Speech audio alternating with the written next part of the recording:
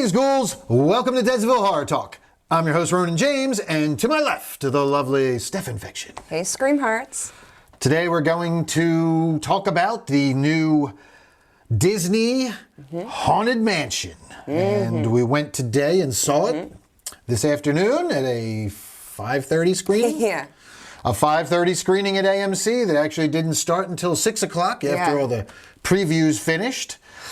And then, it was a 2-hour and 5-minute movie. So, yes, what was supposed to start at 5:30, we didn't get out of the theater until 8 o'clock. And we're very shocked that it was even that late. Yes, it's a little surprising. But, good movie. I loved it. Yes, so we're going to discuss this one. This is the third remake of the Haunted Mansion. I only know it was the second. Well, no, they did the one with, they did an animated one.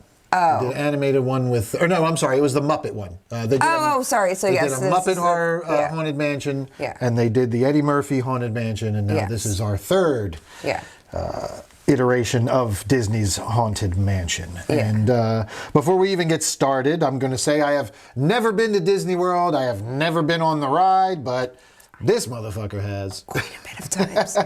I'd probably been on, at least 20 times I've been on that ride. Oh, God. Yeah. And all she does is keep talking about it. I know, and I made him actually sit and watch a YouTube video. Which was awful. Pretending to be on the ride. I thought it was going to be a little bit quicker, but it wasn't. There was a lot of line walking. A lot of people standing around waiting in line. You actually felt like you were at Disney, but not like recently, maybe like in the 80s, because the way it looked.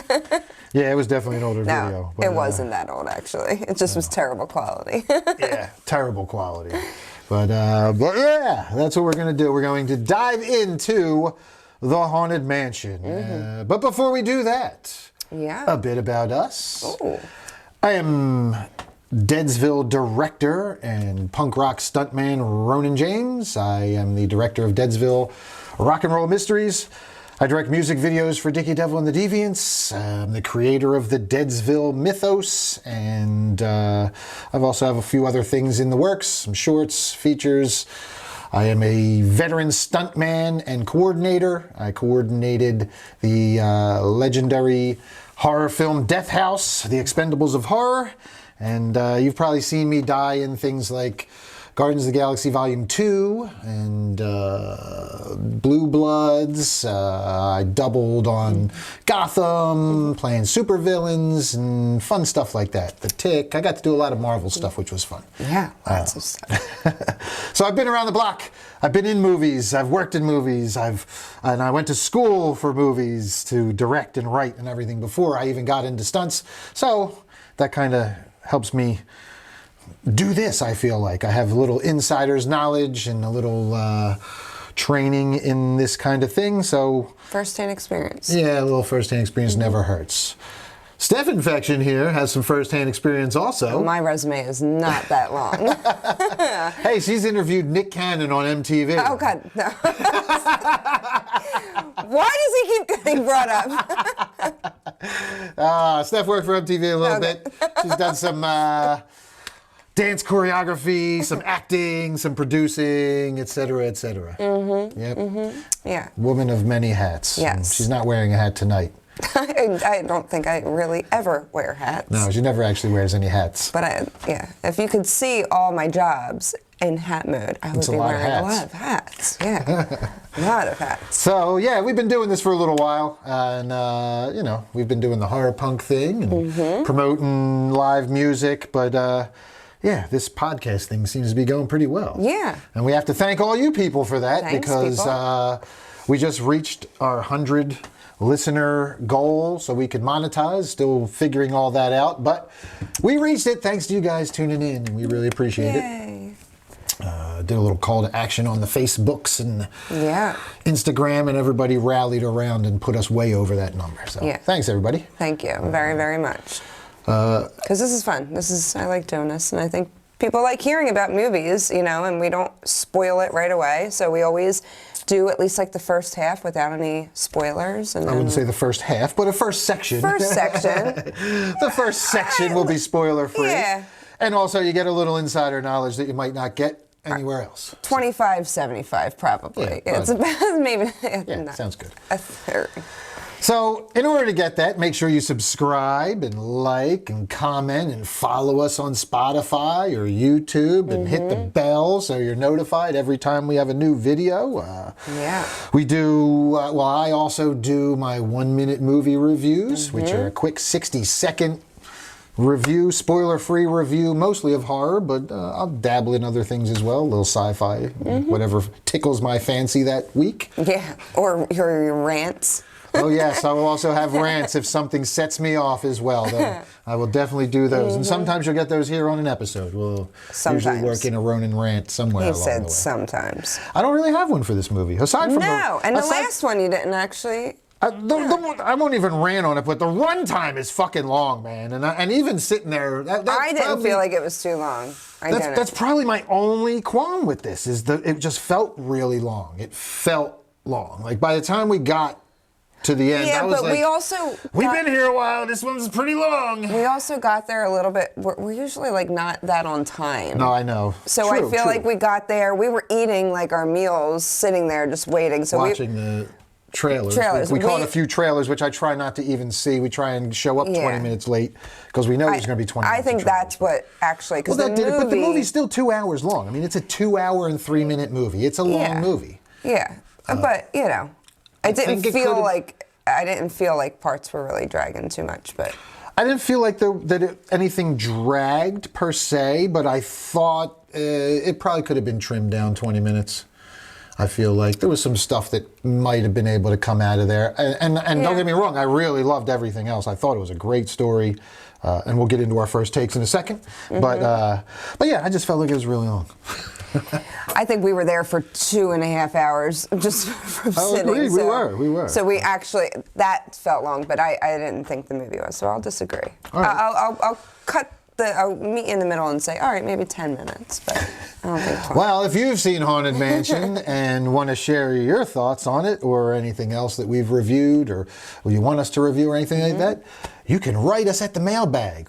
What's the address, Steph Infection? It's deadsvillehorrortalk@gmail.com. Subject, mailbag. mailbag, not MALE bag. If you send a picture of your MALE bag, I will show up at your fucking house and bash it with a fucking hammer. Oh my God. It's really serious. It's very serious. I don't want to see MALE bags in our inbox, right? Good thing that I check our email. All right. Keep your MALE bags to yourself, fellas. Oh, man. All right. That part's done. Enough of that. You would think we get bombarded with dick pics. We don't even get emails. We don't even get emails. Yeah, nobody's even written. No, but you know what? We do both. We do like Facebook posts. So we do have a lot of people that have said stuff, especially about this movie. It's probably, do we get some comments on this one? Oh, quite a bit. Oh, yeah. Awesome. I got it up. All right. All right. Well, with that said, we can get to our synopsis. Can you read, Steph Infection? Or I have my glasses on. I can read it. No, I can. All right. I can do it. Okay. All right. All right. Now you're making me laugh. Okay. A single mom named Gabby hires a tour guide, a psychic, a priest, and a historian to help exorcise her newly bought mansion after discovering it is inhabited by ghosts.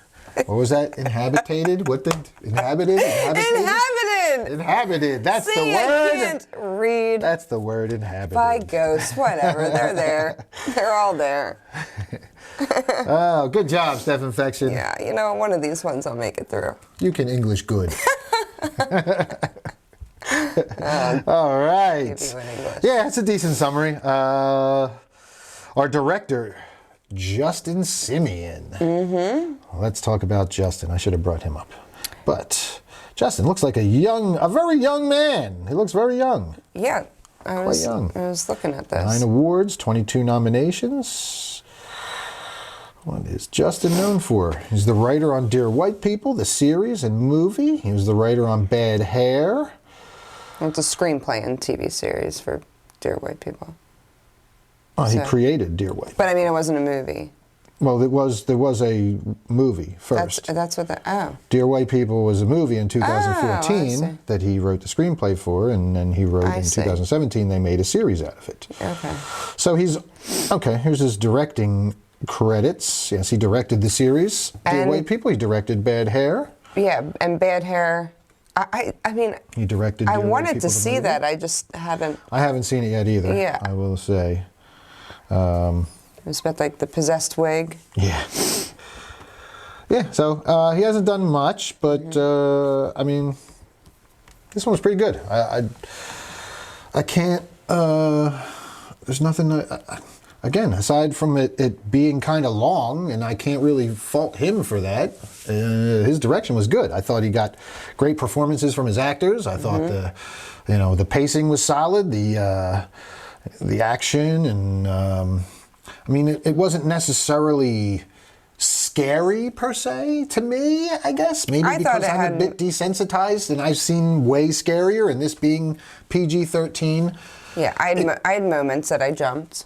There was a couple jump moments, but for the most part, I found this to be more spooky. It's PG-13 Right. Disney. Yeah. With comedy, but it did have parts where I was like, oh, this is definitely PG-13. Like, if you know your kid, like, can handle that, but it like, bring them if they're younger, but it definitely had some, like, kind of jumpy and kind of creepy moments of, like, even face pain, I don't know, stuff. Well, yeah. I mean, it was a good haunted house movie. I think the writing helps this one a lot, because where in movies past the writing hasn't been good with that Eddie Murphy one. This is Del Toro's take on it. So apparently, I guess what was I reading in the trivia? It was written. Because he had, let's see. Well, Katie Dippold. Yes, but he had, this was a concept artwork from him, using the Hatbox Ghost from the ride and developing it into like 50 to 60 pieces, but they knew that Disney was going to pick it up, after, so they didn't want to do it back then when they created it in like 2010. I was like reading about it somewhere else too. Interesting. So, and they says that they developed it over the face of Doug Jones. But we have not succeeded yet in cracking the screenplay. I had to believe Disney will make this movie as soon as we crack the screenplay. Till then, we cannot tackle it. Yeah. So it kind of sat for a while with this concept art of. And then they went with Katie Dippold to write the screenplay, and she is known for The Heat, Parks and Recreation, and 2016's Ghostbusters, which I didn't watch. No. I couldn't make it through like the opening 2 scenes of that, but The Heat I loved. The Heat was the chubby chick, right? It was, what's her name? Melissa McCarthy. Yeah, Melissa McCarthy, and that was hilarious with her. Yeah, that was a funny one. Sandra Bullock. Yeah, Sandra Bullock. That's who I was thinking of. Sandra Bullock and you got Alyssa Michael McCarthy. Rappaport. You got all those. What else has she written? Has she written anything Michael else? McDonald. Oh yeah, she's got the Big Gay Sketch Show. She was a writer on Mad TV. Oh, that's right. That's right, because I said that. Writer on Mad TV. So yeah, I like her. Yeah, this was good. I have zero interest in seeing that 2016 Ghostbusters, but I never got into Parks and Recreation. The Heat was funny enough, I guess. So. I really like that movie. But yeah, I mean, this script was pretty good. Without getting into too many spoilers, I will say that, once again, we have our trauma theme.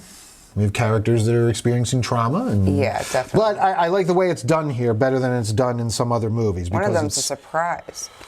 Well, yeah, exactly, because they don't tell you anything, and you just know that somebody's missing when we catch up to current time, and we'll get there. I will say about the writing, like it follows, if you are the ride fan, like what you're in Disney and Disneyland or whatever, what you're hearing as you're going through, like you hear a story, it follows true to that. Scenery, everything. The Easter eggs were popping up even of other Disney movies that I was catching, but you don't actually have to know the ride to enjoy this movie. Yeah, I didn't know the ride at all, and I thought that the story was excellent. I thought that the way that everything came together, that the way that because half of it is written in, and it's not from the ride, but like the characters and all that. That's all obviously. Yeah, but usually, like, again, when you get a video game adaptation or like a comic book adaptation, or this is like a ride adaptation. I don't know how many of those we're going to get, but this is Disney, so it's a little different. But yeah.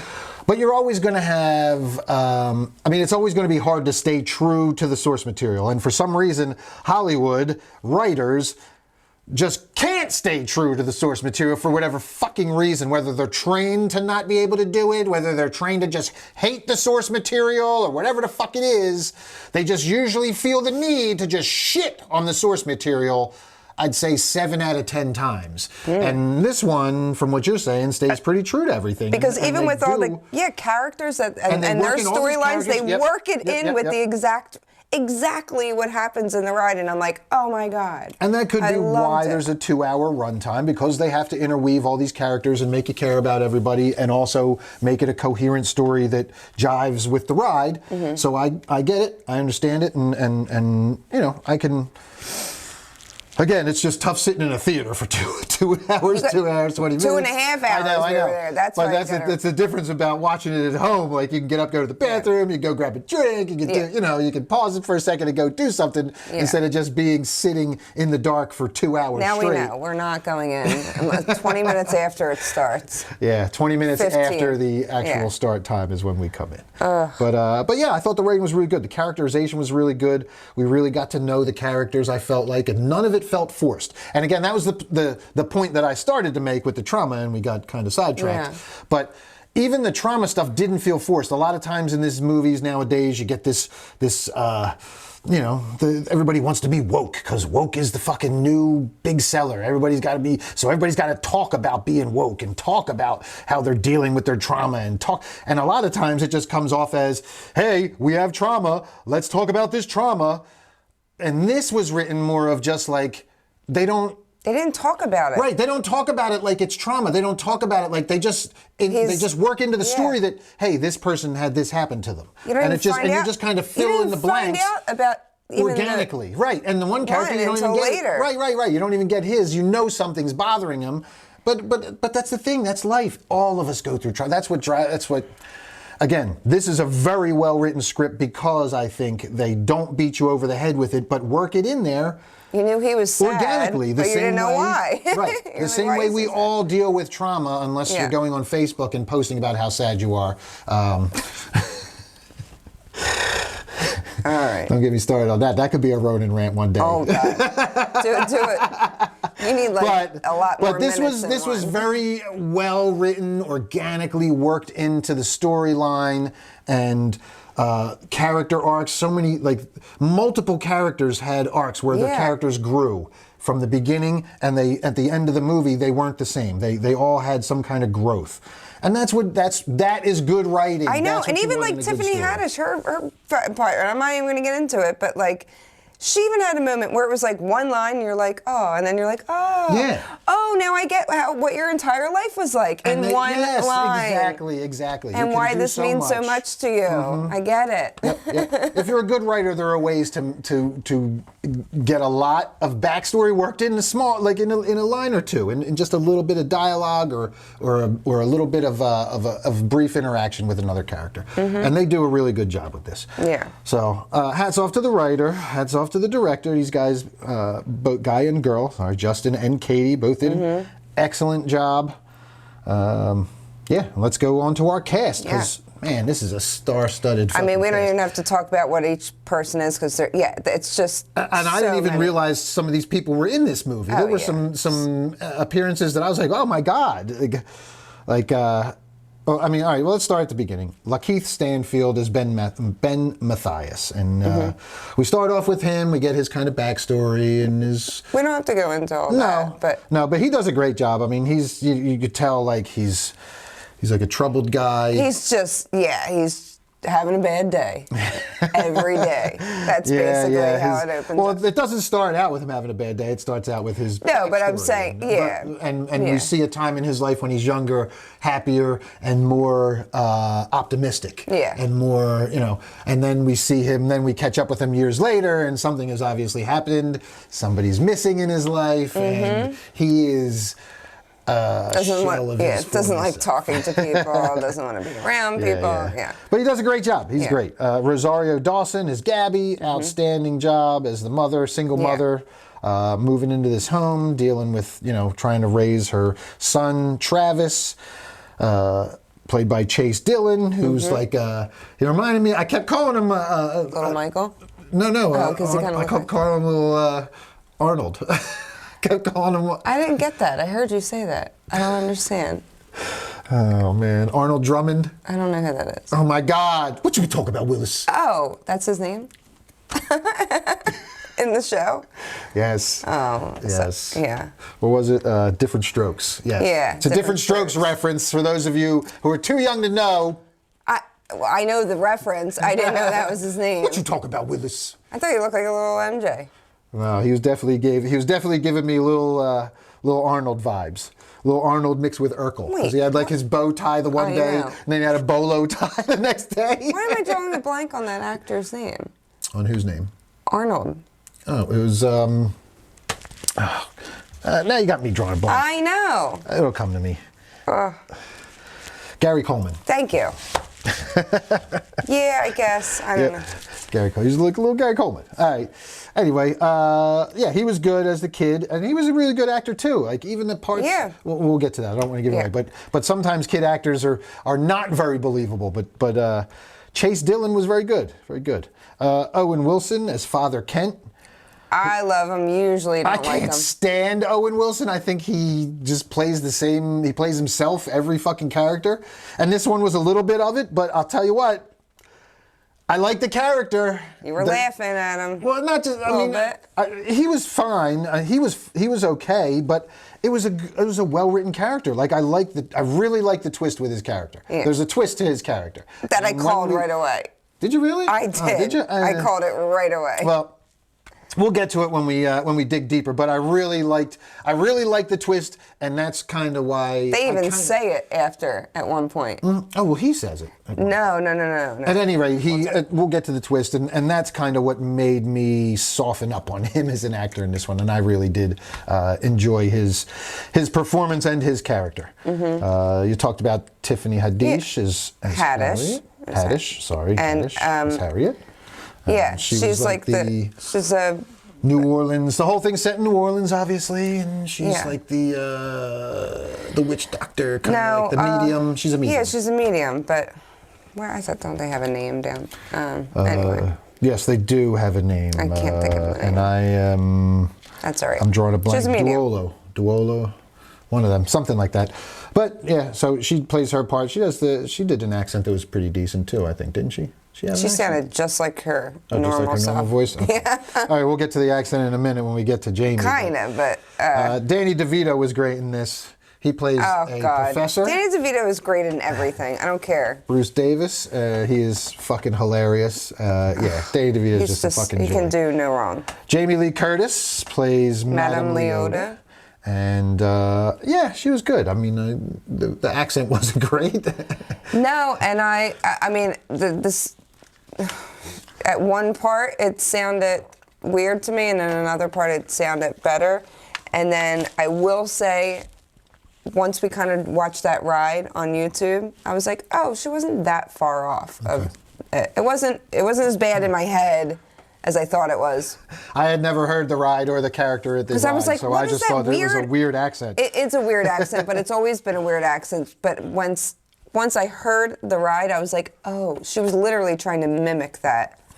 So it came off a little weird, but it wasn't that bad, actually. It wasn't that bad, I guess. Jared Leto, who everybody hates, I thought did an awesome job voicing Crump. Not voicing, it was his face. Well, I mean, he was, but he also was in it for a little bit. Yeah. I mean, he was in the, but they CGI'd over. Yeah. He's the ghost. That was great. Gracie, J.R. Aducci. I mean, He's in it there's a some bit, more in but here that we don't really have to get to. These are all different ghosts. I do want to check out the Mariner ghost here because now that I see him, he looks familiar. And if he's the same one that I'm thinking of... The Bride was good too. Lindsay Lamb. Yep. It's Mr. Slam from Twisted Metal. I had a feeling. So Creek Wilson plays the Mariner ghost, and if you're watching Twisted Metal right now, the video game adaptation, I guess it was episode 4, I think, he plays Mr. Slam. And not to spoil why how Mr. Slam got his name, but imagine Gallagher, and instead of a hammer smashing watermelons, Mr. Slam uses his penis. Oh my God. As soon as I saw his face, Creek Wilson, I was like, your wait, that's Mr. Slam. It was a hilarious scene. Twisted Metal is pretty good if you're into the video game adaptation stuff. That's funny. But yeah, that's funny. Creek Wilson as the Mariner ghost. Then the ghosts were great. They were really good. Yeah.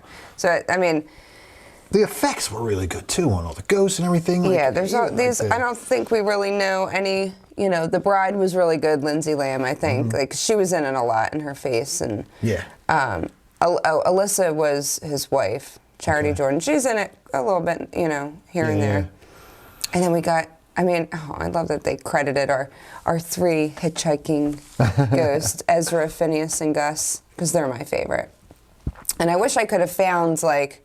I have things. It's probably all up in my attic. And right before I left, I literally, well, yesterday, before I was cleaning, I saw one of these little books. I didn't even know I had it. Haunted Mansion book. Little Haunted Mansion book. Very cool. Yeah. Very cool. All right. Well, that's it for our cast. I guess we can get into our first takes, Steph Infection. Mm-hmm. Let's do it. And ladies first. Oh. I went first last time. You did. Back to you going one first. time. All right. So I absolutely love this. I hate it that I didn't watch like any reviews or really read anything. I mean, I watched the trailer probably like a while ago. I didn't like rewatch it before we went. I think that I loved every Easter egg in it. I thought it followed. It was like a little spooky. It was funny at a lot of times. It followed everything perfectly. I don't know. I loved it. I loved it so much as a Disney fan and somebody who's gone to Disney so many times in my life. I just love this movie. I don't know. I was really getting excited, like probably too excited, sitting next to you watching little things going, oh my God, that's this. Oh my God, it looks just like that. Oh, that's this on the wall. That exact thing is in there, you know, in the ride. You were calling stuff out, and I was like, I guess. I loved it. And even like there's other Easter eggs that are in there from like different Disney movies and just like in the background. But even, I don't know, like some details that were just, we did not get this with the Eddie Murphy Haunted Mansion. Like the details of this movie were great. First take, if you want my point of view of whether you should see it or not, it's an absolute yes. Do I think you need to go to the theater? No, I don't think you need to. I think if you want to, if you have some kids, you could definitely enjoy this. If you're a Disney fan, absolutely go. But if not, you can wait until it comes out. But I definitely 100% think you should see it at some point or other. Like, it's not like a in-theater need, but it's a definitely, like, need to watch, I think. Yeah, I mean, I would say go see it in the theater just because I thought the special effects were awesome. I thought, like, the... I mean, they are, but, yeah. There's a lot, like, the ghosts are awesome. The sets are awesome. There's some trippy stuff in there, like when, they're running around and, like, like if you've seen... Not give anything away, but if you've been to the Haunted Mansion, the room extends and you get these extended hallways, and there's a lot of stuff that they do in there that's really cool, man.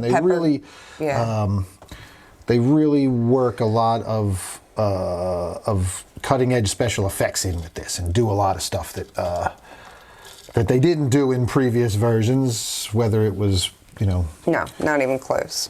Just because the technology wasn't there or they weren't that creative at the time. But this one, I mean, they super creative. They're just even from the ghost designs, the sets were awesome. the acting outstanding. Everybody's performance is outstanding in it, and yeah, the pacing is solid.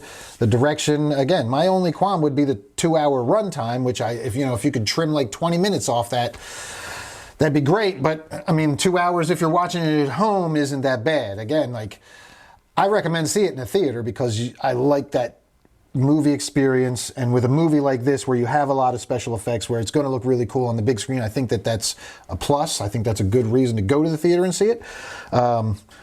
But 2-hour runtime, if you're taking your kids, could be a little taxing on them. Wow. That's why I think it definitely is a PG-13, kind of. If you know your kids can sit through stuff. Can sit through 2 hours. Yeah. But even some of the effects of the, like we said, like the little jump scares here and there. There's a few. Yeah, and there's just little things, but they're effective, and it's funny. I mean, there's some really good comedy in there.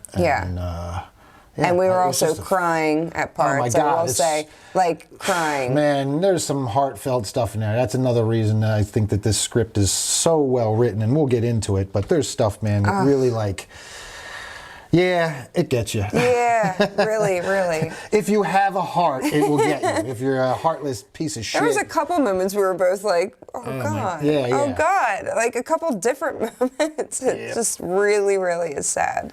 Yep. And then happy, sad, and. Yeah. I think that was what happened with me more. Like I was getting a little onion reaction.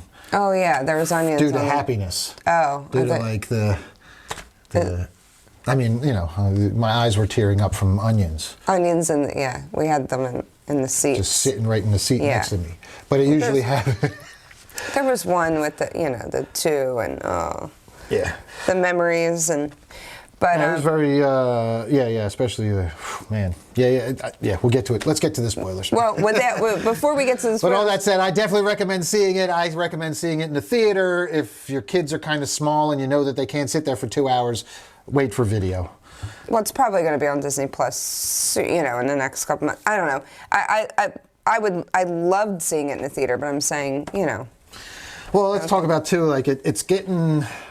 I mean, the IMDb rating is 6.3 out of 10, which seems a little low to me. I think Rotten Tomatoes was like 40%, but I was reading that they said it didn't really get it's doing bad because of lack of reviews and quote unquote like a boring story because it follows just a haunted attraction ride, I guess you could say. But and it's been done before. It really didn't.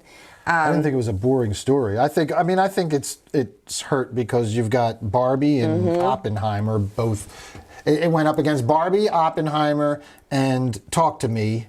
And The Little Mermaid was still doing great. Well, Talk to Me was third after Barbie and Oppenheimer. But for PG-13, like kids movies too, if you're like, it's like a whole. And this was fifth, I believe. Yeah. For its opening weekend. Yeah. Whatever. So it's great. Which is disappointing for Disney, but you shouldn't have opened it opposite Barbie. They'll be fine. No, I'm sure it'll do well in the following, the coming weeks as people go and see it. But the opening weekend, there was just too much going on, and yeah. I see a lot of people like responding to it and loving it, especially if you're a Disney fan. And like the way, this is not really spoiling anything, but the original Lumineer that like made the concept of the pepper ghost illusion, which is like the way that all those ghosts look, like actually where they, you're in somewhere. Like he developed that concept where it actually seems like you're with ghosts, and it's like one of the biggest. I think it's like the biggest attraction that uses that many like pepper ghosts. So pepper ghost illusions. So the whole movie, you felt like it was that, even though that's really only something you see in person. But it didn't seem like cheesy. Like with all the ghosts floating around, and it didn't seem cheesy. Well, yeah, there were times when I was looking at it and I was wondering if that was, again, being a filmmaker and somebody who does editing and special effects and all that, I watch something and I take it in, and then after a few seconds of it, then my brain starts to take it apart and go, how did they do that? And I'm like, is that on a green screen? And they fucking put them in and they cut it and they're superimposing that in there? Or did they actually film this? Or how did they? So I start picking it apart. And yeah, sometimes I was like, that looks really good. Like, those ghosts look really good there. And it was hard to figure out. I mean, I don't know how I would do some of those. I'm gonna dig in deeper to some special effects editing techniques, ghosting techniques. Ghosting. I don't know. I'll have to do it. I know our ghosting technique for Deadsville Rock and Roll Mysteries is pretty fucking simple. We put a guy in a costume and shoot him on a blue screen, and then I superimpose him and turn the opacity down so you can see through him, and he goes, woo! I mean, that's there you go. That's all it takes. And then I could just animate him around the screen as needed. Oh my gosh. But, all right, well, that is going to do it for our first takes. We both recommend this one. And now we can dig deeper and get to our spoilers. Yeah. So if you haven't seen The Haunted Mansion yet, now's the time to pause if you don't want to have everything spoiled, because we're going to dig deeper, breaking out the shovels. Oh yeah, this never gets old. Never gets old. Why did you act like you were falling into a crypt? I'm digging a hole, and then I fell in the hole. Oh. Duh. Yeah, as you were digging. I fell into the hole. All right. All right. Digging deeper. Yeah. You want me to start this time? Sure. All right. I love it. Where to begin? So let's talk about our main character. We meet Ben. Mm-hmm. And he's a young Ben, and he's like an astrophysicist. He's doing something, and he meets a woman at a bar, and she is a medium, right? Or she gives ghost tours. Oh, that's right. She gives ghost tours. He just develops the lenses on. His whole thing is he's working on a lens so you can see into the ghost realm.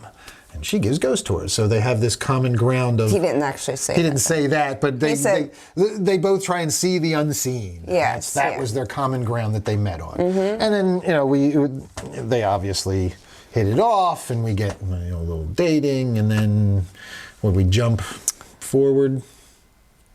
Yeah, well, yeah. Or did we go to the family moving to the house then? Then we went to the family moving to the house. So yeah, then I guess we jump forward in time, and we have our family moving to the house with Rosario Dawson and her son, and they got the U-Haul. They got the U-Haul, and there's a little Easter egg on the U-Haul. It was the Shadow Man from The Princess and the Frog. Oh, it was that character on the side. I had no idea. Yeah. The mom and son move into the house, and immediately the haunting starts. The guy in the armor, the suit of armor, is moving around behind them, and then he goes to his room, and he starts seeing. Well, no, first when the armor moves around him, she grabs him, and she's like, "Nope, we're out of here." No, before that's what I'm saying. I was getting to that point. Go upstairs, go, and then he goes into his room, and there's still more, ghost action. Yeah. And he comes back down, and he's telling her, it's haunted, and she sees it behind him. But then, we have one of those moments where she bends forward, and we don't see it anymore. And then all of a sudden, it's behind him, and she goes, "Nope, all right, we're out of here." Snatches him up, runs out the door, jumps in the car, drives off. And she moves the mirror, and I love this because she moves the mirror. And you see ghosts in the back seat of her car. I was like, they're hitchhiking! They all hitchhike. Because they say that in the ride all the time. They're like, you better be careful. One may follow you home, Well, and that's the key plot point here. Yeah. And it's funny that, they work that in really well. Yeah. Because the whole hitchhikers thing was invented back for the ride, 1969, and was they might follow you home, but in this instance, literally any sane person that gets haunted would leave the fucking house and do exactly what Rosario Dawson does here. But then when we jump forward in time, she's back in the house, and we're like, why is she back? Why is she back? And we slowly learn that.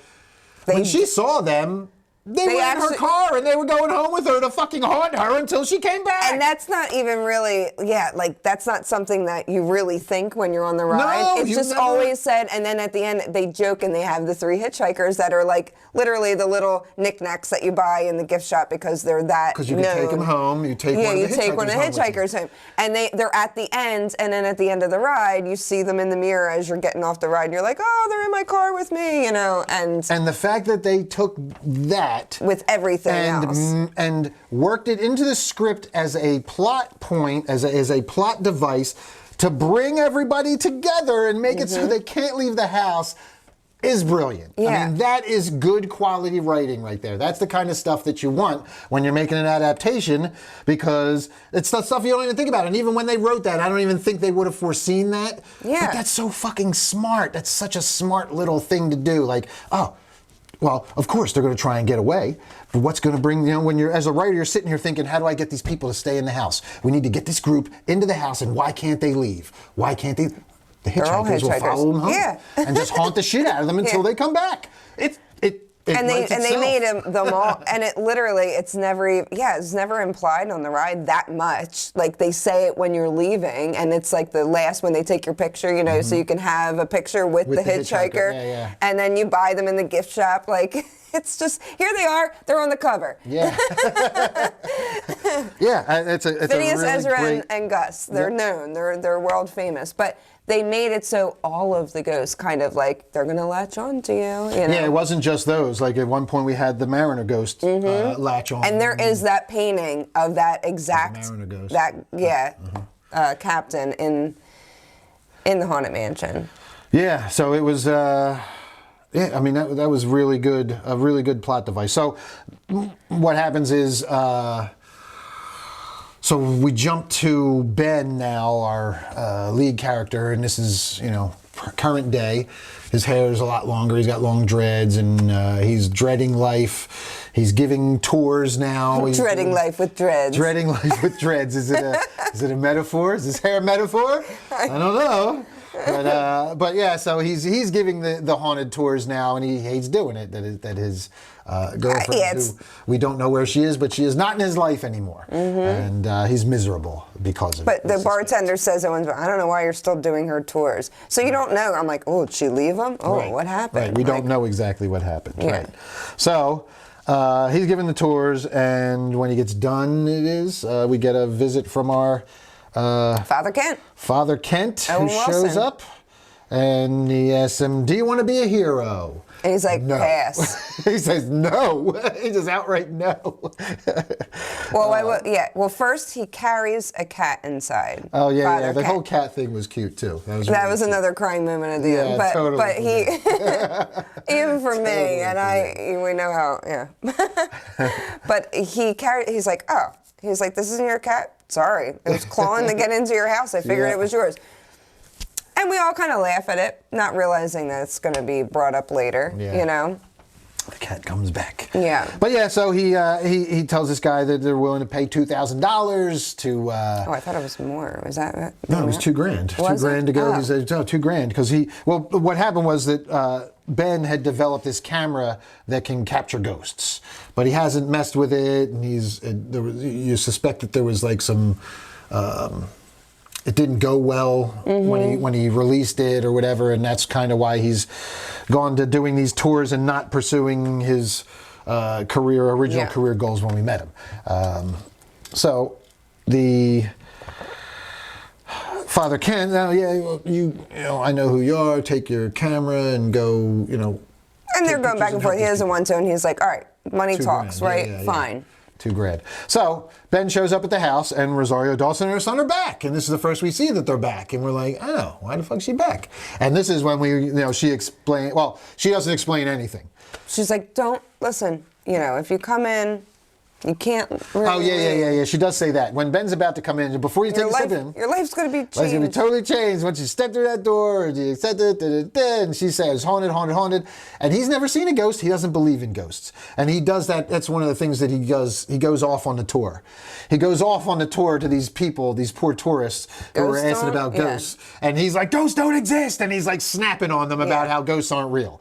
and and he's never seen one. Is doing this for so long, and the camera to catch it. He's never seen one. He's not a believer. So he's totally negative and bitter and opposite of what he was when we first meet him. So now, jump forward. So then he goes into the house, and it's funny because they're like the mom. Well, before he goes into the house, he realizes battery's dead on his camera. Oh yeah, so we have that before he goes in, but it doesn't really matter because he goes in. It does matter because I mean it does, but eventually. No, it doesn't matter. But his intention is he's a non-believer, so he's just going there to take their money and tell them that there's no ghosts, and that's why he doesn't even care that the and that was pretty funny too because he's walking around with the camera. He's like, he's making little camera noises. Yeah.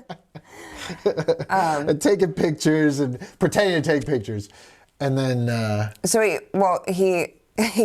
goes in and they have a camp out in the living room. She's like, well, after midnight we've just been staying in here. It's been safer. And he's like, okay. And they're walking up to the at one point I think the knight in the armor actually does move, but he doesn't see it. Well, he says, you guys are fucking with me, right? Yeah. You guys are messing with me. Yeah. And he goes up and they're like, don't touch it. And he just moves it. And he's poking around in the eyes and you see the knight's eye view. And then he's walking through the hallways, and at one point, he does look up at one of the paintings, and the eyes kind of shift, and he goes like this, thinking like, whatever, you know? I mean, we've all done that. Like, have you ever not looked at something and you thought the eyes moved, and you're like, all right, I'm crazy.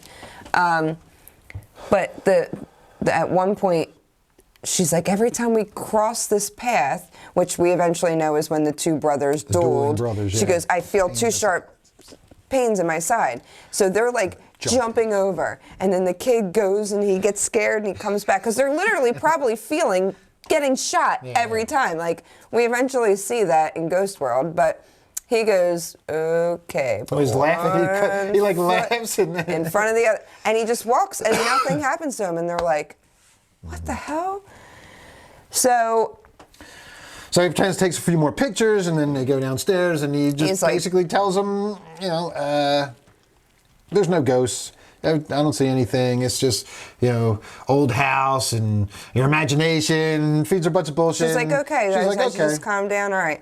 And then he leaves. You should just calm. You should just relax. I should just calm down. Yeah, okay. And so he goes home. He leaves. And basically, we don't have to get into like everything, but we see the water in the house. And the Mariner ghost follows him. Which he gets into his car, and we do get a flash of him in the back seat. Yep. And he keeps, it's funny because he's got a ghost show on, and the Mariner keeps changing it to like, you know, one of those sea shows. Like, and it just wants to see the sea. And then, so he finally realizes something's in there with him because it takes his remote. He runs, gets a battery for his camera, takes a picture, and that's when we see that it actually kind of works. It's almost like phosphorescent, like capturing. It's kind of like what we use for X-rays. Yeah, like actually bright, phosphorescent. Yeah, starburst kind of glow in the shape of a body. Yeah, and it captures cool effect. it. It was a cool, it was very cool. Effect. So he goes back, and they're waiting on the front porch. And she's like, yep, right on time. It says like 20 minutes later or something, 2 hours later. 2 hours later. 2 hours later. And he's like, what the hell? Why didn't you tell me? And she's like, I did. He's like, but not really. Like, you didn't really tell me. I did. Yeah, he just didn't listen. He didn't believe. And then there's Father Kent, and he's like, you were in this? Like, you're in on this? And he's like, I'm stuck here too. He says the same thing. I went home and goes haunted, and he had, in the same boat. So yeah, they get all, you know, they're kind of hanging out, and we get so many like cool, just I guess like ghosts and things going through the hallways, and just like fun kind of, again, just moments from the ride that we know, and little things happening. And eventually we get to where they're like, oh, we need some other help. Yeah, so Ben and Kent recruit Harriet, the psychic with legitimate powers. And that was a cool scene too when they first get there, and she's like... She's like, did you meet somebody with a G?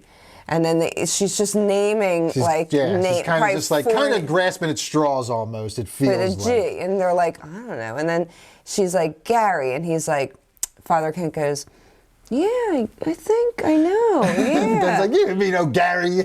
Yeah, but he goes, no, I think I did. And she's like, you're lying. It was Gabby. And they were like, ooh. Oh, you're good. Yeah. Or maybe you got something going on there.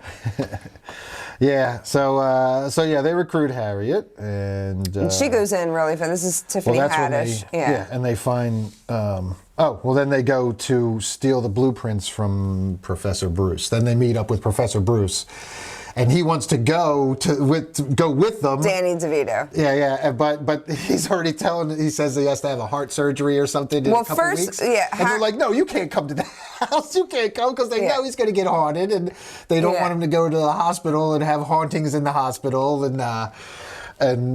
and so they just snatch they're fighting them. But they're in a hibachi, okay? And literally, Danny DeVito's just catching shrimp in his mouth. And he's got this, it's like if it were... It's a see-through suit. It's a see-through coat, like a raincoat. Like a raincoat. Oh my gosh, but it's all see-through, so you can still see his little suit. He's catching every shrimp, too. Every shrimp. And then when they're trying to steal he's the like, why are you so strong? and the hibachi guy's throwing shrimp at Ben when he's trying to pull the fucking papers away. It was funny. But yeah, so they steal the fucking papers from Bruce, and they go back to the house, and they find a seance room. The seance room, yes. Yeah, which that whole thing was cool. They're going to the seance room. And the seance room is actually in the ride as well. It is. Yeah, I actually noticed because the ceiling that we see is in the ride. Did you notice that part? There's the ride. You were like, this is the most boring thing I'm watching. It's the worst video ever. It was black for like a minute. I swear you would like the ride though. It was just black, and I just hear people talking for like a minute in line. I was like, wow, this is riveting stuff. All right, so we get into the seance room, and they want to talk to Gracie because that's what it was. He's the owner. They realized through Danny DeVito's character, who's a historian, that the actual owners, what happened with his wife. Yeah, they get the backstory of the house. The whole backstory. I guess he was trying to, reach out to his wife. Well, he's trying to find his wife. That's how he originally, I guess, got caught up with the Hatbox Ghost and everything, right? Is that what? Oh, yeah. Well, they explain it all a little bit later. Yeah. He just wanted to keep... That's what Madame Leota, eventually, we get to that point where... Right. So they're in the seance room. Harriet's character kind of... She's like reaching out and she's like, let's talk to Gracie. And he comes, is this you? And he writes on paper, talk to Madame Leota, and leaves. And it was definitely him because they do the camera and we see that it's him. And he's a nice spirit. And then all of a sudden he leaves and this dark one comes in and smashes the camera and starts kind of messing things up. And so they're like, all right, we got to find Madame Leota. So they all go up, they go to bed, all in the living room. And Danny DeVito's character is like, well, I want to go find Madame Leota. Well, that's what he shows up. Because he wasn't there yet, but then he shows up. So remember, they ditched him at the restaurant. And eventually he finds them. So he does find, so in the seance, before we leave, but he goes there. Harry gets to a point where she tries to reach out and do something, and this dark spirit doesn't like it, and literally sends her on the chair outside of the house, all the way down. And that's where Danny DeVito. And I said, but this is one thing I went, oh my God, it looks like the Dune buggies. It looks like the ride. So and I read as like a little Easter egg, it was meant to look like the actual ride that you sit in. Right. Which seats like two people, but this was like a big chair, and the top of it, like the little whatever was up there, is exactly what's on the Dune buggies when you're going through the ride. So I like, and sending her on a ride through the house, outside, down, it instantly gave you, as you're like, oh my God, that's the ride. There was no question about it. Yeah, and that's one of the other cool, it was a cool effect, it was a cool stunt, good rigging and wire work and everything to make all that happen, and again, Man, it's sometimes it's tough to bring all this stuff together and to kind of, there's no story behind this ride. It was just a haunted house that you walk through. I mean, there was a loose story, I guess. Yeah. But just, not like to put all this together and all these people's names, they're somewhere like on tombstones and whatnot. So it to help them create characters. Yeah, it's very but, they intertwine everything very well. Yeah. So yeah, Gracie tells him to talk to Leota. She gets launched out of the house. Bruce shows up. Bruce becomes haunted. Yeah, he So goes he's in. now He part gets of the group? He gets tossed out too pretty quickly. It's like they wanted him out right away. Yeah. But they stay at the mansion. They look for Leota. Yeah, and Ben finds the bride. Finds the locked trunk. The bride tries to. That's when. And this is really cool because this is in the ride too, the attic part, where. I don't remember actually in the ride if we know it's the attic, but it's definitely a room of all these like older stuff, and there's all these picture frames where you see, when you're going through, you see the bride with all her husbands, and as you go past, their heads are missing, and there's an axe, and then you see her in the mirror because she chopped off all of her husband's heads, and there's like 5 husbands. So that was cool because that's literally like Ben's going through the attic, and I wasn't even expecting it. Like I was like, oh, there's a ghost up there, not even thinking. And once I saw the first picture frame, I was like, oh my God! I felt like I was back in the ride. And she's just launching axes. Like this was like. This was intense. She was fucking really going serious. at him. Yeah, she was serious. And the effects of her face and stuff, like that's the kind of scary parts that I think it's definitely PG-13 because there were parts like really going at. Yeah, and that's where I guess again I'm more desensitized to it, I guess, because I've seen so much of it. But it was real, like so I don't find it scary as not scary, more of, like scary. Spooky. Yeah, but. And fun. I mean, I love that stuff. That's like I live for that stuff. I like that. I like the spooky stuff almost more than, the straight, serious scare stuff. I just think that there's a lot more fun to be had in this kind of thing. Yeah, you're not going to be like, I can't sleep tonight. But there was like parts. I mean, maybe you will. I don't know. Yeah, but.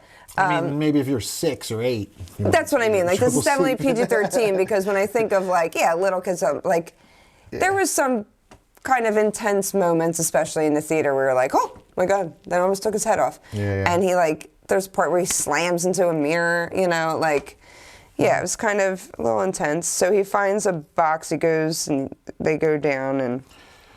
Yeah, they find the box. And it's the crystal ball, and you're like, oh, here's Madame Leota. There she is, the crystal ball with Madame Leota.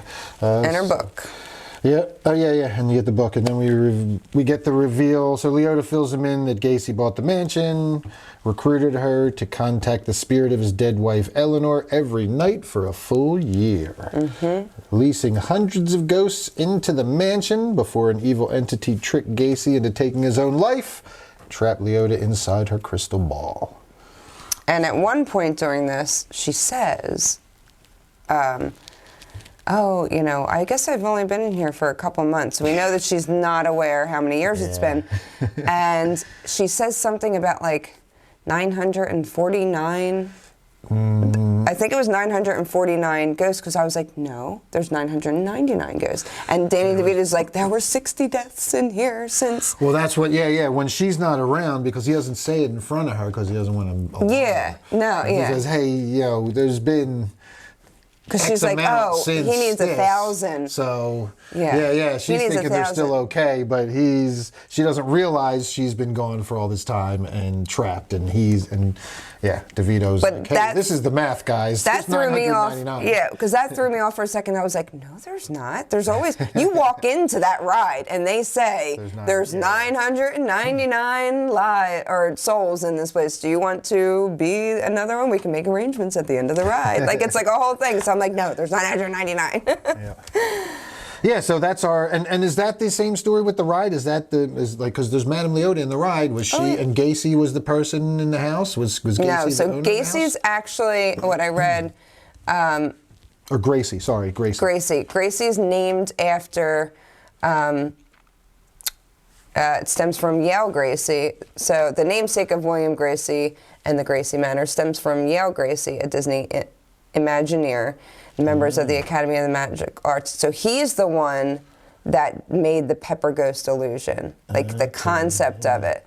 So it was kind of a nod to him because that ghost illusion especially in the 60s, coming up with that concept of how it worked. Very cool. So it says, the original working model is still on display at the Magic Castle in Disneyland. So, That's really cool. Yeah. That's a good nod. Because he created the ghost thing. If he's in there, I don't remember that character. I could be wrong. Somebody may call me out on that. That's maybe a bigger Disney geek than me. If you've been there recently, let us know if, was it William Gracie? Yeah, William Gracie is the character named in the ride. But at any rate, I don't remember. He's the reason that the place is inhabited by the ghosts to begin with. Grump is, but yeah. Well, Gacy starts it. What's happening. So Gacy brings Leota, and Leota is contacting these ghosts, and every time she contacts one, she's trying to find his wife, but she keeps bringing different ones to the house. Yeah, that is not in the ride at all. Right. That whole storyline is not. It's just there's all these ghosts in this, house. So it's just a haunted house, and it's there. All right, so they crafted this, and this works, man. I dig this. Now, at some point, Leota is contacts Crump by accident, I guess. At some point, he gets in and imprisons Leota and starts collecting souls. And basically, they all know that when he gets 1,000, he gets to do what exactly? What was the? Actually, I don't know. It's the end of the world. They also keep them all there for like eternity is the impression I got. Like everyone's going to be stuck there. Right. But we'll get full to that. Power. I forget what they actually. Yeah, we're coming up on it. So Harriet attempts to perform an astral projection. She calls it a reverse seance. Yes, and because it's in Madame Leota's book. And that's when Ben's flipping through, and the next page, he's like, "Why aren't you saying astral project? Like, why aren't you just saying that? Why are you say astral project? Why are you Everybody knows making what it means." And then he turns the page, and it says reverse seance, and he's like, he like rolls his eyes. But it says that there needs to be you need to be a depressed soul to go to that realm. And she's like, here's my dog that died when I was like 5. And I use this to help me. And she's like, it went to the farm. She's like, no, it got hit by a car and it exploded. And so she's always saying too much in front of the little kid too. At different parts. Always. She's covering the kid's ears. And she's like, the mom. She's like, what? I was driving by 9. That ain't really funny. Tiffany Haddish is always funny, but this was a good character. So anyway, Ben, obviously being so sad, he's the one that actually she sends Ben out of his body, and that was the whole entire scene, of him running and literally, like you have moments in the ride where things are turning and stuff, and it's like. He was running down hallways that were going, like elongating and going, and he can't go. And then he would turn, and the hallways would actually spin, and now he's in a different hallway. And doors would shut, and they would flip and stop. Yeah. And he would go through a doorway, and it would like he was falling, and all of a sudden it would be right way up, and he'd be running down another hallway. And it was like the old, was it the M.C. Escher drawing of all the stairways going different ways? That's actually in the ride too, and that comes up when he's he's like seeking help from Gracie. Yeah, it was very well done. The end, that whole scene. But during all of that running, that's where he finds Gracie. And he runs into Gracie. And he's like, why did... And he starts asking him questions. And he's like, oh, this is all my fault. Like, I did this. But he's still kind of searching for his wife. He also sees the Hatbox Ghost for the first time. We see him. And that scene was... that was pretty cool. I mean, we just see his like silhouette, right? He comes through like it was like a light and like silhouette, and then I think they pull him back out. How does he come out of the? He runs down to the table. There's another ghost that goes into his body. Oh, that's right. And yeah, he's yeah. running away. But at one point, he sees, I don't know, he just sees the face in the box. I don't know if he falls back or something, and he just sees it. So then he goes, and now he's back in his body.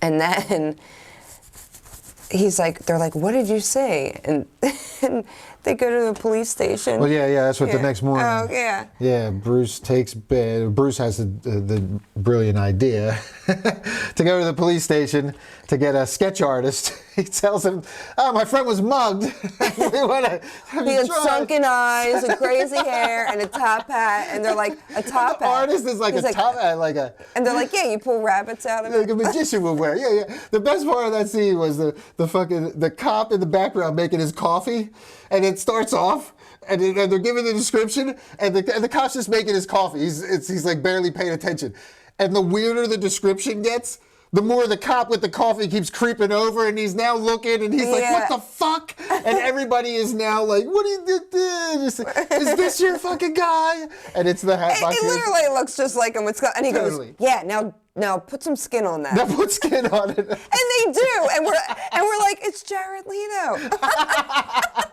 Oh my God! All of a sudden, it's They Jared drew Leto. Jared Leto with no skin and then skin. Yeah, that was good. Yeah, Though. that was a great scene. So now they know who this is, and that he's a historian. Oh, this guy, blah blah blah. Yeah, now they know about Alistair Crump. But before we move on to that, that's just another. I mean, the humor in this was so good. Oh, the my comedy God. was so good. Yeah. There was so much well-written jokes that landed. I mean, a lot of times you get, either stale jokes or stuff that you're just like, eh. Okay. And it's like there was some good, funny stuff in there. Yeah, and it's not like being, younger kids can see it. Like nothing's too. It's Disney. Yeah, there's like nothing it's nothing bad. It's just all was very funny. PG-13. Yeah, just funny. Funny humor. Yeah, so good stuff. They drop the Hatbox Ghost, identify him as Alistair Crump, a rich heir who killed his fellow socialites out of revenge for his father's abusive behavior and the death of his mother before being beheaded himself by his mutinous servants. Okay, And that scene was cool. That was like a whole drawn sketch scene. But they were like, he cried too much at his mom's funeral. Yeah, His father made His fun father of him. made I'm like, fun of him and oh sent him my. away to make a man out of him because he cried too much at the funeral. I was like, wow, that's fucking rough, man. All right, Ouch. Disney. My dad was a dick, but damn. I know.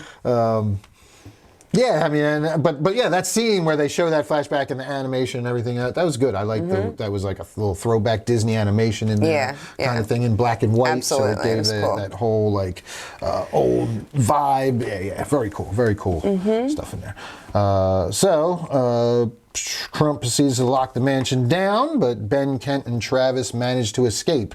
And Kent was just standing outside. I remember they get outside, Kent's like, "What happened?" I just came out for a minute and then I couldn't locked out. And that's such if you've seen Owen Wilson in any movie. That's definitely an Owen Wilson move. Yeah, that's what I enjoy. But it was also a Father Kent move because this was Father Kent because Father Kent was very Owen Wilson-ish. Yeah, well, whatever. We'll get there. They're going. So they go to Crump Manor, because they're looking which is a historical site now, and people are doing tours. Yes, that was very cool. And that was a funny moment. They're like, because the Gabby, when she looks up, she's like, "Oh, look, you can go do it. And there's tours." She goes, "It's a bed and breakfast." And Ben earlier says that's his nightmare. Like random strangers just sitting around talking to each other and being around that many people, like that's his nightmare. And then forced into chit chat. Yeah. And then she goes, "Oh, and the new owners are do theater dinner there." And he's like, "Oh God." So they're looking for something of something that belonged to Crump. Oh, and what's her name was our tour guide? Well, that was I was about to get to that. Yeah. So we get to let's go to the mansion. They go to Crump Manor. They find Crump Manor, historical site. But also, the Mariner ghost follows them. He goes with them. Oh, that's so funny. And that's how. I mean, he's the one that helps them. he kind of like tells them that Crump needs someone to willingly give up their life at this point. So to become the thousandth spirit. This is where we find out the motivation for Crump. This is what he needed. This is why he does. He needs 1,000 spirits so he can leave the mansion. Yes. Crump is trapped inside the mansion, and the Mariner's ghost goes with him now, and this is where we find all that out. And he's the one that kind of... It is funny when they first get there, they know he's in the back seat, and they're like, stay in the car. And he shuts the car door. On its own, and he's like... But he clearly didn't listen, because they find him in like a room. Well, because you see the wet footprints. And they're like, and then they see the TV on, and it's just the ship. And it's like the what is it, the Greatest Catch? What's that show? The fucking, he's watching one of those fishing shows. Yeah. So funny. But so that was really good. But yes, the cameo from Winona Ryder. I had no idea, and she was great. That scene was hilarious because they're doing the tour, and every time they get somewhere, they just need anything, something that was anything really that actually belonged. And every time, they're like, and she's explaining, this is a code. Did that actually belong to? No, that is a replica. Why is it in a box? Do you want to give the tour? I mean, it's so funny, and she was great. I mean, she was a great little... what did they say about the painting and the affair, too? That whole thing was funny. I don't remember much about that. But at any rate, there was something about he was beheaded, and... Two people that are there, they're like, ooh, do you think the head's there? Yeah. Well, he was beheaded, but they never found the head, is what they talked about. And then this was so great, because Father Kent and Ben are like, we gotta get that bed. Like, they turn to each other like geeking girls. We know we gotta find that head. Yeah, so then they find like a little hidden room. They break off from the tour, and they find a little hidden room, and it's too small. Well, Mariner leads them that's there. right. That's right. Mariner should. That's when they go up and they're like, "Can you help us?" And he's like, "I'll bring you to the sea if you follow." Or that's right. We'll help us. you. And what do you want? And he said, "I want to go to the sea." And yes. So that's right. He leads them to the fireplace, and there's like something that you move in front of the fireplace, and there's like a little pit going down. Yeah. And the two adults are like, we can't fit down here. You're going to have to fit down there. The little Travis, who luckily escaped with And them. he's like, what? I'm a kid. And then Ben's all like, being sensitive. And he's like, yeah, no, you really shouldn't go down there. No, he goes, you don't have to if you don't want to. But you got to go down there. He's like, yeah, you're right. You're a kid. You don't have to go down there. But you got to go down there. It was great. Disney, putting kids in danger since the 50s. Woo! Yeah, love you, Disney. And killing off parents. Yeah, man, awesome. There's not a single Disney movie that doesn't have a killed parent until like the last couple years. Oh, interesting. Yeah, they're all killed. All right, so that's where Travis goes and finds Crump's hat, and his head's in it. Well, he finds a cemetery down there. Yes, that was... which was cool because I don't remember exactly, but I would guess that some of those tombstones that have sayings on it are exactly what you walk through when you're waiting in line, because you walk through the cemetery at the ride.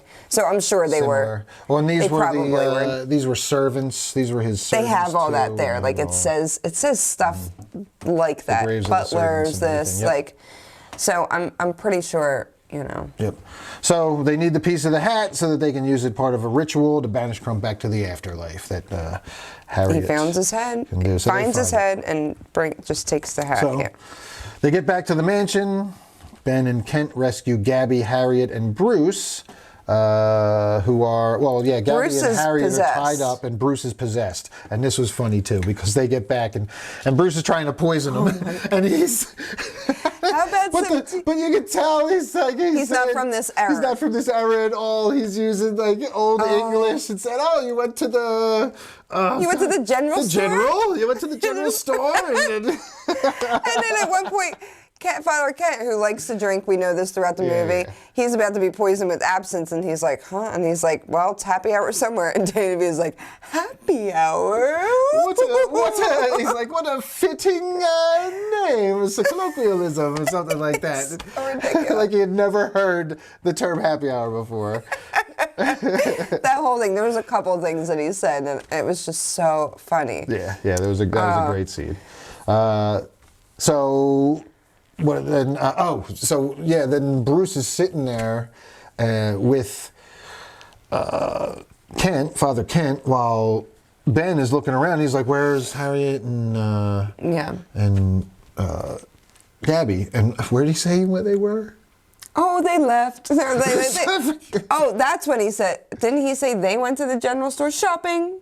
I think he said shopping. Oh, the shopping, something like that. Yeah. And they're like, hold up. But Father Kent's character literally has not caught on yet. He hasn't caught on. He's sitting there. He's about to drink the fucking drink. Yeah. That's got poison in it. And Ben puts the drink down, and he goes wandering around, and he eventually finds the girls and rescues them, unties them, and they come back. Oh, at this point... they leave Travis in the car because they think that... Oh, yeah. They think that it's safer. It would be safer for Travis to stay. And Ben, he was like, I talk to my dad sometimes. And he's like, whatever, talk to your dad. Like, thinking that they're divorced. Like, talk to your dad. He's in the car. And then we see his paper and pen going. And we realize that it's like we're like, oh, the dad's dead now. Like, you kind of just know. And then Danny DeVito's character is like, you're not getting out, and now I have my willing soul. And Ben kind of says, well, he's in the car, like to Gabby. He's talking to his dad, and she's like, what? His dad's been dead for a year. And we're like, oh, I didn't see that coming. Yeah, that was a bit of a hit there. And then they get you... I will say, but before we get to like the end, at one point, I think it's when they were doing the seance earlier, where Ben kind of opens up that his wife actually did die, because it's when they're all sitting around the seance table. It was after. Yeah. We should. So this is before this, because I feel like we need to talk about this, because he says. Yeah, this was after he comes back from the astral projection. Yeah, he says he's sitting there. She was killed in a car accident, and she wanted to go out and get something to eat, and she went for tater tots. Well, he snapped and... But then he says, I snapped and said, no, I don't want to go. He's like, I was overworked, I was too busy, I had too much work to do, and I kind of snapped at her, and he goes, and she was dead 20 minutes later. So, I mean, She went out for tater tots, she loved tater tots. And usually, you don't hear something so similar to what is actually life. Like, you get into a fight with somebody, and then you're like, they could be gone in just 10 minutes. Like, it's usually like this whole drawn out story that makes you, I don't know. It was really like raw and actually real. Yeah. Like, that it was that very quickly. Heartbreaking to hear. Yeah. So you definitely feel for him there, and that explains a lot why the next kind of he says, whole scene. He says, like, he doesn't know if she knew he loved her, and they're all like, oh no, I'm sure she did. And because the last thing she remembered was him yelling, and I'm too busy or whatever. I'm pissed. I'm this. I'm overworked, and then she leaves and dies. So now we kind of and we get that background. That's why he developed the camera to try and see her. That's why he got so angry, because he wasn't seeing her. Mm-hmm. And at one point, Harriet says, she's probably not here. And she explains the further area and this and how they overlap and whatnot, and that's a good thing, and blah, blah, blah. So we have these kind of moments that are building us up to this point at the end, where now we think Ben's going to be the willing soul to go. This whole time, Ben has been the depressed. We know that he's been that. Yeah. The one that's been on Crump's list, on his target list, but now it's all like a ruse, apparently. Mm-hmm. And so now Travis is outside thinking he's talking to his dad, who's saying he misses him, and how do I see you again? And he's slowly being manipulated. I see a glow inside. Yeah. But inside also, we have to mention that the hat is being burned, because Danny DeVito and Kent are fighting over the hat, and DeVito, who's possessed, keeps throwing the hat into the fire, and they keep pulling it out and going back and forth, and then finally they eventually it jumps out. They get it out of DeVito, right? He says at one point, he goes, "It's too late anyway. I already have my willing soul." Yeah. Like when they're talking about him talking to his dad, and they're like, I think maybe that's when they say, "Where's Travis?" And then they go, Yeah. But how do they get him out of DeVito? How do they get him out of Bruce when he's? I think he literally says, like, it's in. They're all trying to get it out of the fire, and he's like, "It's too late anyway. I already have my willing." Something along those lines. Yeah, but then Bruce does have a piece of it later, right? Yeah, because he's not possessed anymore. That's what I'm saying. So when does he not become possessed? How did Bruce break the possession, or how did they break him from the possession? I can't remember. Yeah, I don't remember it either. But because Ben starts. All right, so Travis is headed towards this pit where in the basement, and Ben is going to, save him, going to look for him. And he goes, and the fucking stairs fall out, and they're in the basement, and Travis is getting ready to step into the light and sacrifice himself, and Ben's got to talk him off the ledge, and. He's like, "We'll be miserable forever together if you want to be." Yeah. Yeah, and it's a very because the kid's like, he's moment. like, "I just hate it here," because he's being bullied and he's just. He hates it everywhere. Everywhere, I know. That was Yeah, it was pretty heartbreaking. But yeah, there's the bond between Ben's loss and Travis's loss, and. He talks him off the ledge, so to speak, and he pulls him away, and they have a little piece. DeVito shows up with a little piece of the hat still, and they're able to start doing the banishment. But during the banishment, Ben gets kind of sucked over to him, and Ben and so Crump I think he leaves his body at some point, and I forget how, but to go outside because they start running away. And now we're in the cemetery, and it's all it's Crump kind of conjuring everyone to come. Oh, yeah. Well, Kent's in there. Well, after Ben finds Travis, manages to convince him to let go of his father, as they and Gabby confront Crump in the graveyard. Ben makes peace with losing Alyssa. Kent manages to convince the ghosts to turn on Crump and join forces with we had the Scooby-Doo kind of chase. There was a little Scooby chase in there. Where they're going through, it's a long hallway, and they keep making the hallway, and he's just running. And then eventually he's like, I cannot. And they also need Leota at this point, so they get Leota out of the... yes. Out of the Harry goes and ball. does that. Now... Before they come back, we do find out that Father Kent is not actually Father. Yeah, and that's a great scene, and that's really like. And that's what I was like. That was a great twist and a great reveal. When he first came in, I was like, eh. But then like the next scene with him, I was like, he was wearing a beanie, and I was like, and I said to you, I go, there's no way he's really a priest. And then like priests wear beanies. No, but just his mannerisms, like the way I was like, it's gonna come out of his face. Like it was just like. I'm like, there's no way he's a priest. And they have a moment where the kid goes, "Is this guy really a priest?" So I was like, nah, he's not really a priest. I knew it was coming at some point. Well, yes. At one point, Ben and Father... When they're going back into... Kent have a little talk. It's when they're going to go to... Oh, yeah, He's like, they're I shouldn't go back in. And he gives them... Well, no, he says, what Ken says is... Look, if this comes down to a real exorcism, I'm not the guy. I'm not really a priest.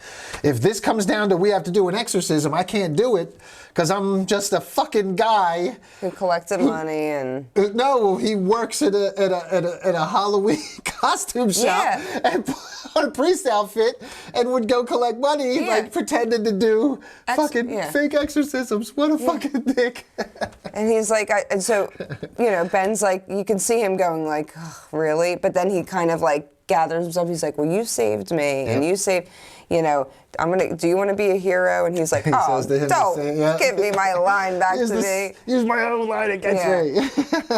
But they go in, and that's when, then the whole Danny DeVito thing happens, and so we're outside. We jump back to the end. But it's funny because he kind of goes and this is why he was like the best character for this, I think, because Owen Wilson, I feel like in every movie he's in, he has that Owen Wilson. Bullshitter. He's that bullshitter. Yeah, and it's exactly him where he just is like, listen, you don't want to listen to this guy anymore, like, and talking to them all. Oh yeah, and it was so talking to the ghost. Yeah, he's convincing the ghost now, or jumping back to the. Because he just can't run anymore. He's like, I can't run anymore. He's got them chasing him, and he's like, all right, I'm tired.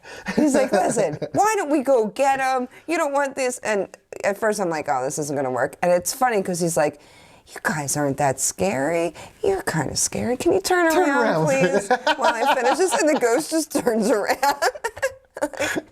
Yeah, it was weird. They had all these ghosts from different time periods and different, like, there was like Greek fucking Trojan warriors. I'm like, this place is in New Orleans. Where did you get the fucking Trojan warrior at? We're bringing no questions. No questions. No, they didn't die there. They didn't all die there. Okay, he was just bringing. It's where the two worlds collide in haunted houses. They say that at one point.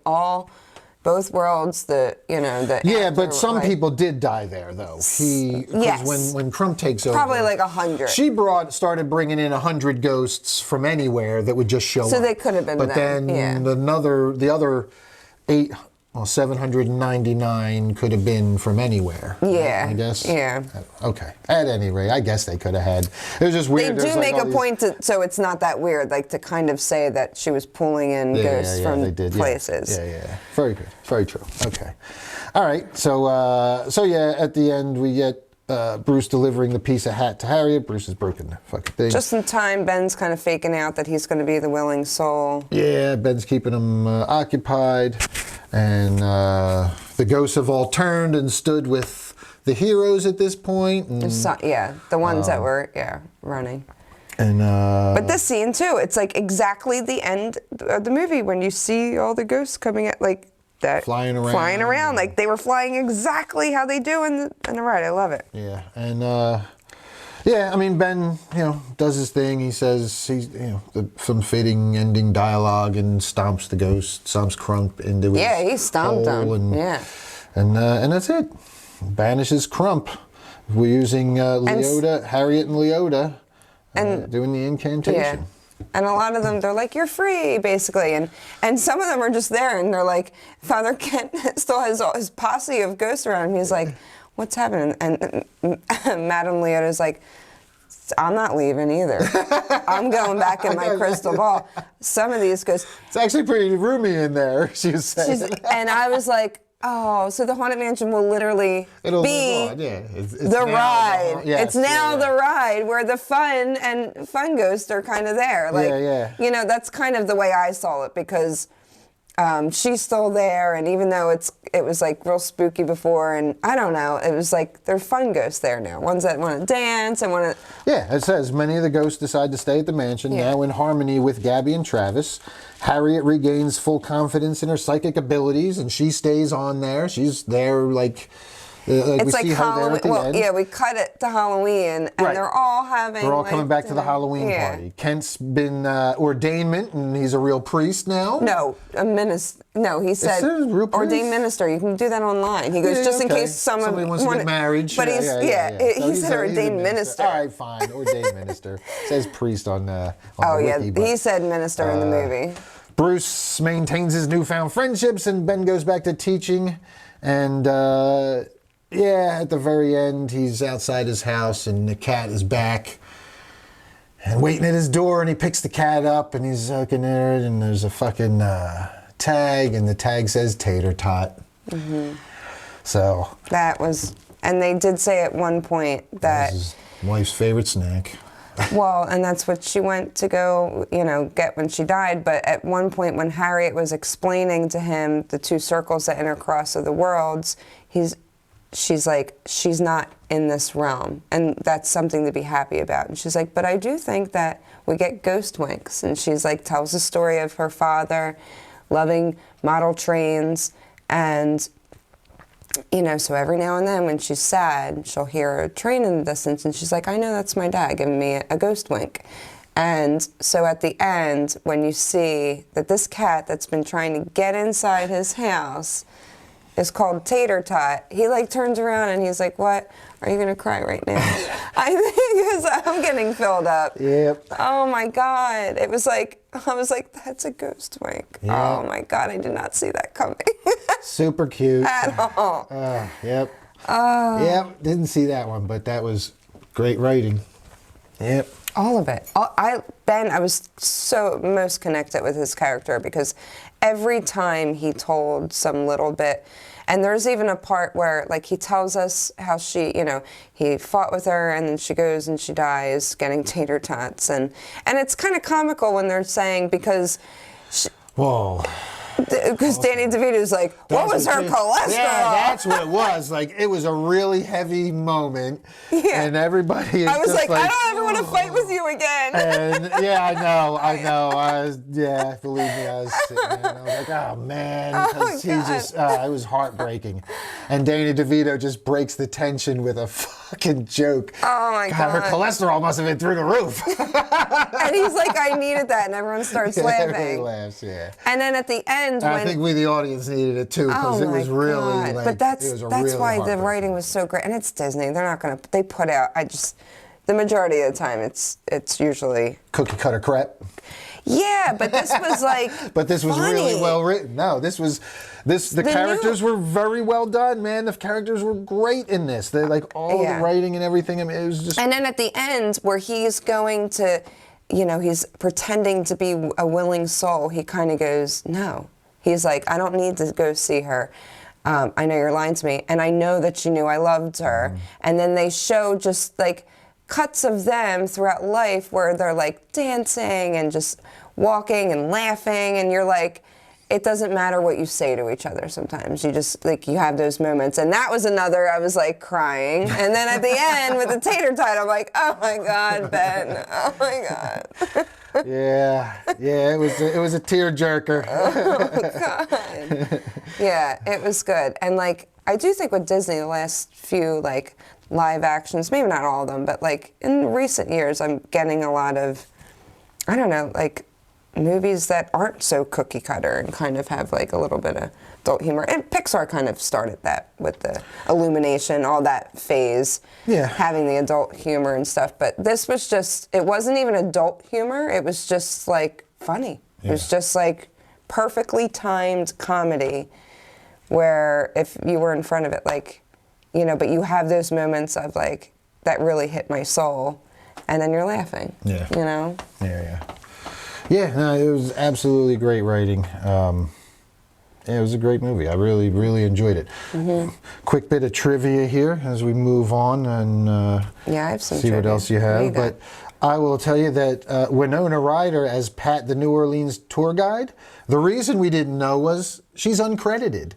Yeah. She must have requested that, or they just didn't want it. Well, she probably requested it, because usually you want your credits. So why would you request that? So nobody knows you're in it? Yeah, surprise. Is that, like, okay. Because I see it sometimes, I mean, sometimes I'm like, oh yeah, this makes sense. You don't want to be known.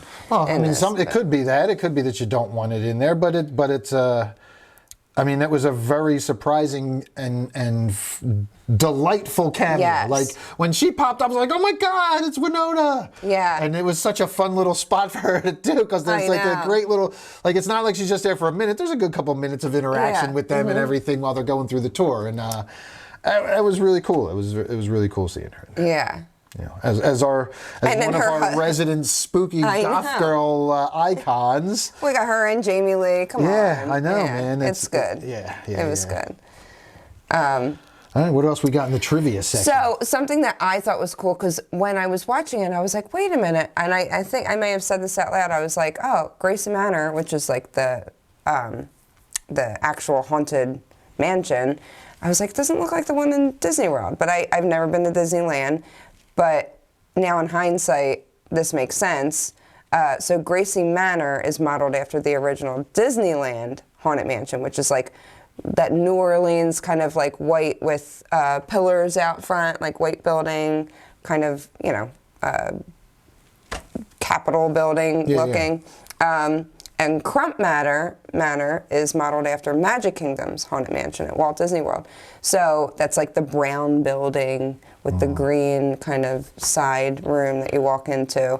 And as soon as I like Googled it, I was like, that is right. When they walked up, it does look just like it, just a different view. So I thought that was cool. Yeah, pretty interesting. Yeah, it talks about the U-Haul truck. Let's see, what else? The chair and yeah, we talked about looking like dune buggies. It says, the banishment spell Harriet performs borrows from the ride's narration, when hinges creak in doorless chambers, etc. And that's what, when you first go into the ride, when you're in the room, that's part of the narration. So that was part of her spell, you know. Yeah, it's cool working that in there. Yeah, like there is probably so many Easter eggs in this that I just probably don't even have time to read them all. But I loved it. Thought it was cool. Yeah. I'll go over the box office real quick here. As of July 31st, Haunted Mansion grossed $26.5 million in the United States and Canada, $9 million in other territories. Worldwide grossed $35.6 million. It was released alongside Talk to Me, which we reviewed 2 weeks ago when we got to see the advanced screening. Because we saw Talk to Me, then we saw Cobweb. That's right, so 2 weeks ago. Yeah, 2 weeks ago we did... Jeez, we're on a roll here. Yeah, we are. So yes, Talk to Me was released at the same time this was. And let's see. So this was projected to gross 25 to 30 million opening weekend. And it wound up, with about 35.6 million. So... saying not a great result, but the film should have opened around Halloween, is what Variety saying. They should have waited and held it off a little bit. But I could see that. Yeah, well, might have helped it to be a little more Halloween. Even September would have been better, I think, just in general. Well, like I bet you by school, Halloween, Disney has it on... Oh, it'll be Disney fine. Plus. It'll do fine. But like you said, No, it'll be on streaming by Halloween. it says that? No, that's what I'm saying. I'm not. Yeah. It doesn't say that. I'm and they'll saying be fine. probably, that's probably their plan, was to release it now so that they do a theater run and then make it stream so that in Halloween they can pull in streaming money. I don't know. Pull in more subscribers. I think it probably is. Yeah, people probably go through phases where they subscribe during the school year and maybe don't during the summer. Who knows? I don't even know, but I know some people are on and off. Or they put it share out as video ours, on demand too. I mean, because they Amazon could do will do that it. too. It'll be on Disney, but you can also rent it on Amazon and all these other places for $20. Yeah. So and we just had The Little Mermaid. That was huge, and that was the big it's a summer Disney movie. Blockbuster, And all the kids were going to see that, and then we had Barbie last week, which was not... Yeah, I mean, that was the biggest problem with releasing now, I think, is you had Barbie and Oppenheimer, which are Barbenheiming the shit out of the world. And I saw Barbie yesterday, by the way. Yesterday. I saw the Haunted Mansion. I'll see Barbie when it streams. I think you should. I like it. Yeah, I think you'll like it. I have no problem seeing it. I want to watch it. It was great, but I just... being an actual, I'm a Barbie fan, don't get me wrong, but being a Disney fan and an actual ride fan. Fan of this ride. But all the rides, even Tower of Terror, that's my favorite Disney World ride. And that movie from the 90s, I never want them to redo it because it's my favorite movie. And it literally is the exact same as the ride, and that's why I love it. So this one felt just so much better than the Eddie Murphy one. This was just so, which did great, and that's fine. I could never really get I love through Eddie it. Murphy, but I couldn't didn't even like that really like the movie. I was like, it was so poorly written and just blah. But that's why I think I love this so much. You don't even have to know the ride, but if you do, you're going to love it. Yeah, obviously, because she was calling out Easter eggs left and right. I know. I was just okay, I'm just in for the But you don't movie. have to. It was just so good. All right, let's jump to some comments here before we wrap things up. Yeah. So I made a post, and Trish Dorenzo said, me and Mike saw it last night. We absolutely loved it. The nods to the ride were all there and then some. The characters were a lot of fun, and the ghosts were beautifully done.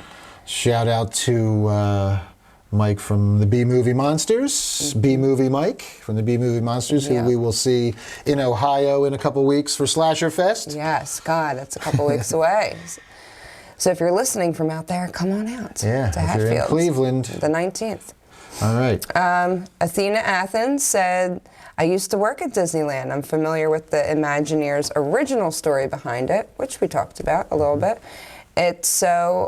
I'm looking forward to actually seeing this. I have not seen a spooky or scary movie before, so I'm taking a chance here. And I think that to be true, because she doesn't do she doesn't do scary movies. Shout out to Athena Athens, Little Lost Girl Media. They are the label that is distributing Dickie Devil and the Deviants vinyl records. Yeah. So, and they might have some left if you go to littlelostgirlmedia.com. I know we should be getting them in October is when they are so excited projected to arrive on beautiful fluorescent green vinyl. And we'll have some. Yeah, we'll have some too that you can get live at shows. They'll go fast, though. Yeah, they will go fast. Yeah. All right, Lydia Manson said, I liked it a lot. Would definitely watch it again. There were a couple of cool cameos and lots of Easter eggs from the ride. I will say I didn't care for Madame Leota. The accent was weird to me. I don't know. I didn't think it fit, but oh well. And I think we kind of talked about that. And I did. Yeah. I said it like we both kind of were like, oh, it was weird. But then when I watched like a YouTube video of the ride just to refresh, I wanted him to see it. The sound, I was like, oh, it wasn't that far off. Yeah, but I always got the feel that Madame Leota was Creole. And I did not see Jamie Lee Curtis as Creole. And don't get me wrong, love Jamie Lee Curtis. And if you're going to get that star power in there, then obviously you're going to take that star power. But I would agree that the accent didn't necessarily work for me either with Jamie Lee doing a Creole thing. It was, and the ride, I guess because it was in the 60s too, it kind of just looks like a white woman with blue hair named Madame Leota. So I think maybe they were just trying to be true to that, and a bunch of white men probably creating the ride. Right. Well, because you definitely get the New Orleans feel even on the ride, but yeah. And don't we have a friend named Adam Leota? We do. Sounds awful lot like Madame Leota. I know. I literally was just going to be like, I'm going to give you a shout out, my Seinfeld friend. We should have Adam send us a picture in a blue wig. So he could be our own Madame Leota. He would. He'll do that. He was a photographer for us. Used to do some pictures at our shows and stuff. Yeah, he does brutalities. Yes. If you like iced teas, check out brutalities. Oh, yeah. Really good. So we're shouting out all our friends today. I know. Adam's he's my favorite. We go back and forth. We're huge Seinfeld fans. Yes, so. You guys and your Seinfeld memes. I'm aware. All right, Jesse Zito said, I'm seeing it tonight with my family, so I guess that was last night. Hope it's a fun one. It's a fun one. Yeah, I hope he dug it. Steven, my hairstylist, who's literally goes to Disney 4 times a year at least. He's been there like twice just this summer. He has a million Disney tattoos everywhere. He's awesome. It's his life, him and his husband's like life. Probably more Steven's, but he said, it was so fun. If you love the ride, you'll be obsessed. And I can't wait to talk to him about it when I get my hair done. And TJ said, I just saw it yesterday. I liked it. So awesome. I think TJ. Yeah. One of our stage hands that helps out. Absolutely. And, production assistants at Heart Punks USA and Deadsville Productions. We've already discussed the next time he's going to make sure he's off. Oh, yeah. That Jason's Friday the 13th show, Dickie Devil. We're all like, yeah. All right. Well, let's give our final thoughts, Steph Infection, and then we'll wrap this one up like a burrito. Yeah. Like a spooky burrito. I like being a burrito. You want to go first or you want me to do it? Yeah. No, I will. My final thoughts are I am overly probably excited for this movie. Like, I think I liked it so much I can't wait until it streams to actually watch it again. I loved it. I say go see it. Bring your kids. If you got, kids in that age, 10 years old, it would be fine even. Or if they really like spooky stuff, definitely bring them younger. I loved it. So many shout outs to the ride.